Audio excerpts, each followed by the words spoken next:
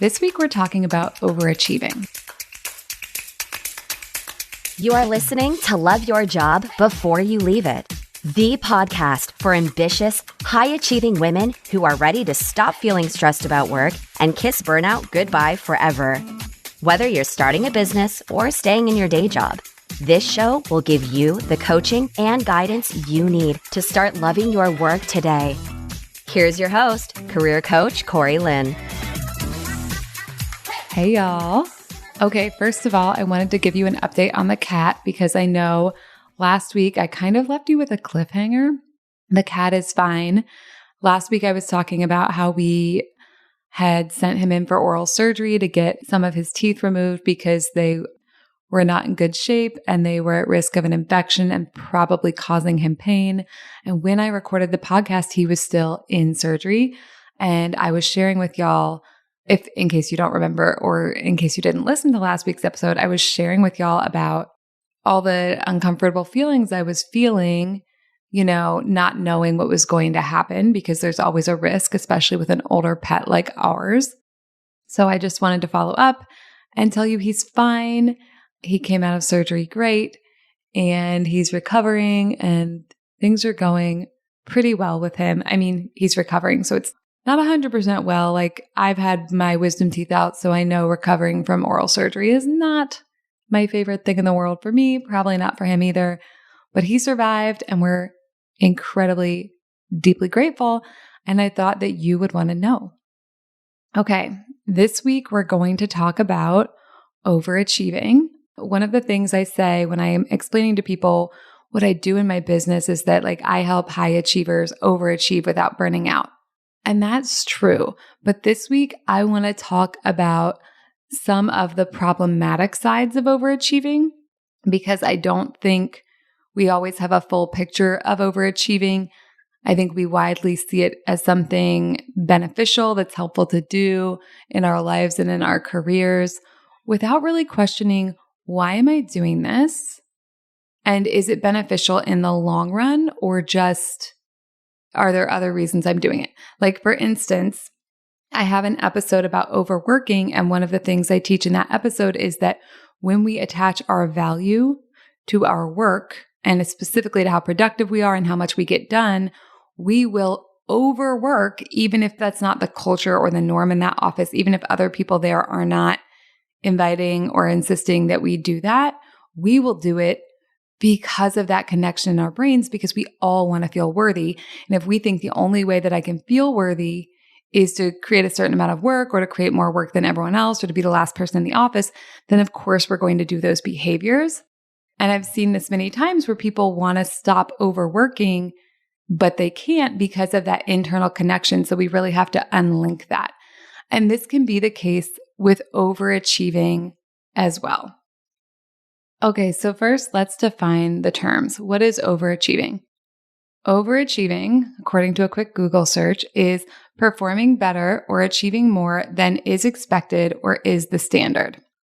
And there are different ideas on this, on how we go about creating the overachievement.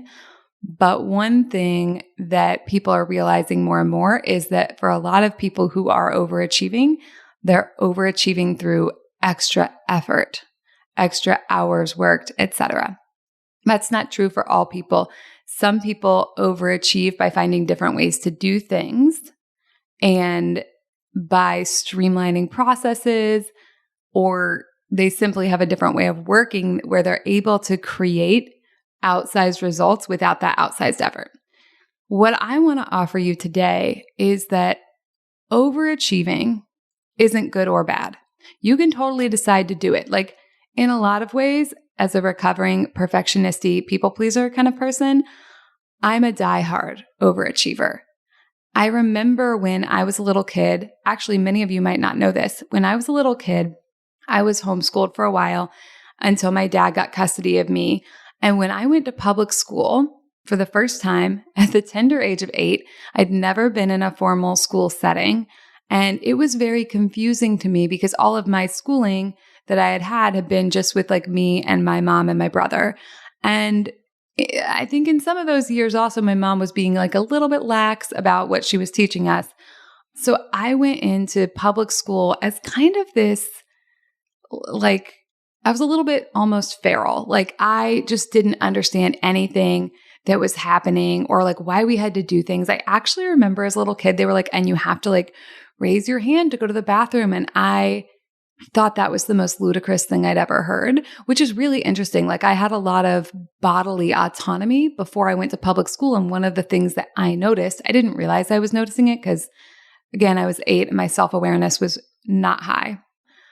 In retrospect, I can see I had a lot of bodily autonomy going into that. And I was really confused about why anyone would have any interest in taking that away from me or making me ask permission to do that. And we're not going to get into the psychology of schools right now, but I do think that's an interesting topic. The way that we're trained to follow directions and behave a certain way. And like, that's a lot of our socialization, right? A lot of it's from our family of origin, but a lot of our socialization is also from the way that we are schooled. Okay. All that's sort of an aside, but one of the things that I realized when I came in to the public school setting, to group school setting as an 8-year-old was that grades mattered, and grades were how you got approval, and they were how you got treats and rewards and all kinds of good things that I wanted. But I remember being a little kid and kind of like being unable to tell if my work was good or not. I actually, as a child, loved math because math was so clear cut. It was always really obvious if I had the right answer. Whereas other subjects, even though I eventually did go on to study English and French, other subjects like English and like writing were much more subjective. And I found a lot of that to be really confusing as a kid. And I really struggled to understand if my work was good or not. And so one of the ways that my child brain figured out how to handle this was through overachieving. So this is a habit that for me goes back really, really far. I figured out that if I wasn't sure if what I was doing was good, then one way to handle that was to just kind of like do more of everything, right? Just try to like do more of everything in every category. So if one of the things I thought was good actually wasn't, then maybe some other good stuff would come in and balance it back out. And I remember like always wanting like the teacher to like read my work and tell me if it was good. And so I think that is a really interesting way of seeing that like as a child, I learned to stop being my own authority figure. I learned to stop asking myself, like, do I think it's good? And I learned to ask other people, do you think it's good? What do you think? Teach me how to think about this. Teach me how to tell if it's good. And I realize this is kind of a tangent, but I think it's really important because I think this is how it is for many of us. Like really small children have really solid ideas about what's good and what's bad and what's right and what's wrong. And I do think we have to parent kids, obviously, to teach them certain things. But for a lot of us, this socialization included a lot of things that were not for our benefit, right? And they separated us from our capacity to decide for ourselves. I know like back when I was growing up, like very few people were asking me like, what do you think? And like, why do you think that's good or bad? And like, maybe sometimes they were asking that like on tests as like reading comprehension, but it always kind of felt like I had to like perform to someone else's standards. I didn't have that awareness of it at the time, but I can see that looking back now. Although I did do a lot of creative problem solving stuff as a kid. And what I liked about that was that it was much more focused on you figuring it out for yourself. Anyways, that's kind of been a tangent. My point is many of us have been overachieving for as long as we can remember, for as long as we've been schooled. And I am definitely one of those people.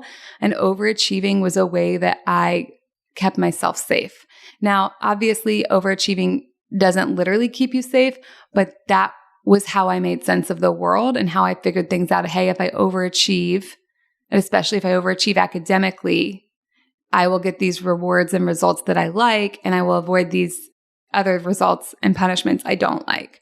And obviously, like, it was a bit of a mess because I was also a kid with like a bunch of, impulses and stuff. So I was also like not doing that a lot of the time. But as I got older and I got more and more able to manage my impulses, that overachieving and perfectionism and people pleasing, those became stronger and stronger because they weren't being tempered by these other things. Again, though, I don't think overachieving is necessarily a bad thing. A lot of my clients in many ways want to overachieve. They want to have like superior work product, and I'm really into that. But I think the question always is, why are we overachieving? Why are we overachieving? And what are we defining as overachieving? I think that's also a really important question. A few weeks ago, I did a podcast about money. And something I see is a lot of women are overachieving in a way where we're doing more than one person's job. But we're often not getting more than one person's paycheck. We're often not getting more than one person's compensation. So with that kind of overachieving in particular, I can really see the social conditioning coming through of like, I have to be better than everyone else to be excellent. I have to be better than everyone else to be safe. But what it's also doing is it's having us give way more value than we're getting in return. And then I often see people who are overachievers and then they want to get promoted. And then people are saying like, well, you have to do even more on top of what you've been doing because they've been used to you delivering that amount of product or work or whatever service for the amount of money they'd been paying you. And I think that can get a little bit tricky. If we've been doing multiple people's jobs for our one paycheck for a long time, a lot of times people get used to that and then they don't necessarily want to compensate us at the level that is appropriate, equal to the amount of work we're doing. But if we have this internal narrative of like, I always have to overachieve to be safe and I always have to do more and all of that, first of all, we might not even ask for more compensation. And if we ask and they say no, we might just be like, okay. And I've even seen people do this thing where they will take on more work than everyone else, even without more pay, because that's how they create not just feelings of like safety, but superiority. And I think when we are creating feelings of superiority, what we're really looking for usually is safety anyways. But I think it's almost like in their brain, they're like, well, I have to be better than everyone else in the office to feel safe. Because if I'm not the best in the office, if I'm not doing more than everyone else, then I'm at risk. And I know as a person who's been laid off, I've fallen into that thought pattern myself a lot. But then what I see happen is women realize, and people with marginalized identities too, realize how much more someone else is getting paid to do a shittier job than we're doing. And then we like completely lose our shit, right? So this is why I think we really have to understand, what do I actually mean when I'm saying like I overachieve or I want to overachieve? How are we defining that? And why the fuck are we doing it? Here's another thing I want you to consider. There are problematic elements to over-delivering or overachieving beyond those things also, right? Beyond the way that sometimes we're like basically trading our $10,000 of effort for like someone else's $1,000 of like compensation. Sometimes over-delivering or overachieving has a different kind of cost. And this is that sometimes when we over-deliver, we're actually under-delivering because we are taking something away from someone else. So for this, I have an example from my own business, which is like a little vulnerable, but I'm going to share it with y'all. And that is sometimes my desire as a coach to over-deliver can actually make me under-deliver for my clients. And you might be like, what? How is that possible? How is like over-delivering under-delivering? But the way that I've seen it happen and that I've had to coach myself to correct in my business is, as a coach, I want to give my clients everything. I want them to have the most spectacular results possible and get everything they want. And sometimes when I was a younger coach, what that meant was that I would want to solve my clients' problems. And here's the thing, that's not really my job. I have a toolkit that can help you solve your problems. It's not my job to know what you should do. It's not my job to give you advice. It's never my job to know better than you. That's not what I'm ever trying to teach you as my clients. And when I say my clients, I mean my paying clients, but I also mean every one of you podcast listeners, because y'all are my clients too. And I'm working every week to deliver coaching to you that is going to help you improve your life in real and lasting ways. But if I try to solve your problems for you, that creates a problem because then I'm the one who solves the problems. That's why as a coach, I see it as my job to help you figure out how to solve your own problems. So I bring you all my best tools. I bring you all my best teachings. I bring you all my best insight. And yeah, I'll also bring you my brilliant brain because my brain is amazing and has awesome ideas. Like I have a very creative mind that loves to come up with solutions that are outside of the box. Again, that's that when I was a kid and did the creative problem solving. I think that really taught that to me. And honestly, I think the fact that I joined the public school system at a later age meant I spent more time as a child having like this kind of wild, like untamed sort of experience. And I think that has impacted how I think to this day, even as an adult, in a way that I really value. I'll bring all of that for my clients. But if I try to solve your problems for you, me doing that, which like one could say would be me over delivering, is also under delivering because here's the problem with it. It undermines your agency. And I don't want to undermine your agency. No matter what else the fuck I do, I want to be teaching you about the power of you. I want to be selling you on the power of you. I want you to come to my podcast to learn whatever the fuck it is I'm teaching that week. But I want you to leave thinking, fuck yes, I can have the life I want. I can create this thing. I can hit that goal. I can love my job. I want you to be like, oh, I could probably actually enjoy my life as it is much more using these tools. And then I can also use these tools to go out and create huge changes in my life, like writing the novel I've always wanted to write, or like hopping into an entirely different industry, which I've wanted to do but been afraid of. That's what I want for you. So that's something I want for y'all to think about too in your own work and your own lives. Sometimes when you overachieve, when you overdeliver, it's weirdly also a way in which you're underachieving and you're underdelivering, right? Like, so if you're a leader at work and you're overachieving and overdelivering, it's possible that by doing that, you're also underdelivering as a leader to your team because you're not like creating expectations for them to do really incredible work. Because you're like, oh, I'll do all the work and you can just like do this little bit of work and feel fine and we're going to be great. In a way, you're over delivering, but in a different way, you're under delivering, right? Or I see this with parents all the time where they do everything for their children.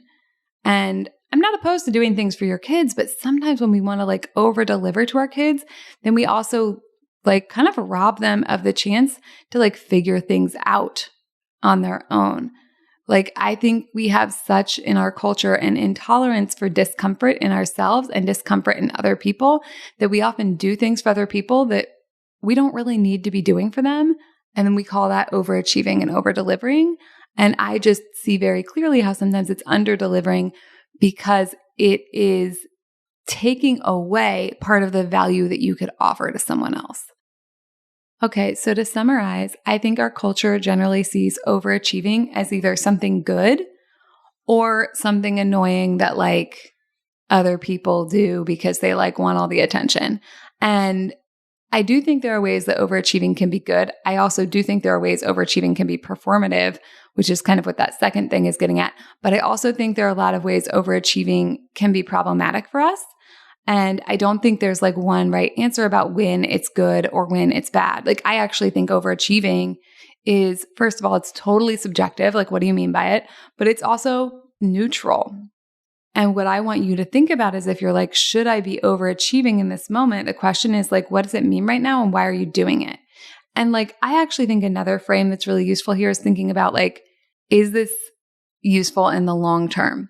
Because something I see again and again with my clients, and I've seen it in my own life too, is that we tend to do things that feel good in the short term at the cost of our long term.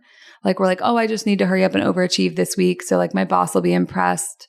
And then it would be more uncomfortable for me to not overachieve. So I'll just overachieve. And then like I'll stop overachieving later. But then we just keep like doing that over and over again.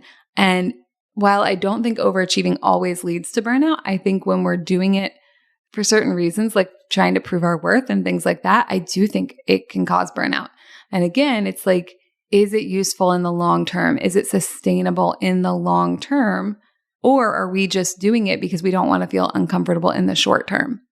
Because when you have a habit of overachieving, and if you stop indulging that habit and try doing different things, like actually logging off of work at 5 p.m., it's going to feel uncomfortable. Even if it's what you want, and even if it like also feels better, more aligned with the like life you want to have, it's going to feel uncomfortable because you're switching from your habitual thing. So here's what I want y'all to think about. Like, where are you overachieving in your life? What do you mean by overachieving or over-delivering? I'm sort of using them interchangeably, even though they're not exactly the same thing, but I think they're similar enough for the purposes of this podcast. Where are you overachieving in your life? What does it mean specifically? Why are you doing it? Is it sustainable in the long term? And do you want to intentionally choose to keep doing it, or do you want to choose something else? Because so often in life, we're just doing the things we've always done and then feeling the way we've always felt. And then we're like, I don't know why I feel burnt out. I guess I just have to feel this way. No, you don't have to feel the ways you've always felt. You don't have to do the things you've always done. The way your past has been does not determine what your future can be. But if you want it to be different, like that's on you. You have to create that. And listen, if you got a little defensive when I said that, me too. My brain hates that shit. Every time I'm like, all right, Corey, well, if you want it to be different, you got to make it different. I have like a little like tantrum in my, in my soul, but I find that it's really true. And that once that little tantrum's over, it's just like, yeah, do you want to have something different or not? You totally can, but you got to be the one to make it. And listen, you don't have to go it alone. Even though I don't have all the answers and I won't solve your problems for you, having a coach is an incredible benefit. Because having a coach helps you reveal your power to yourself.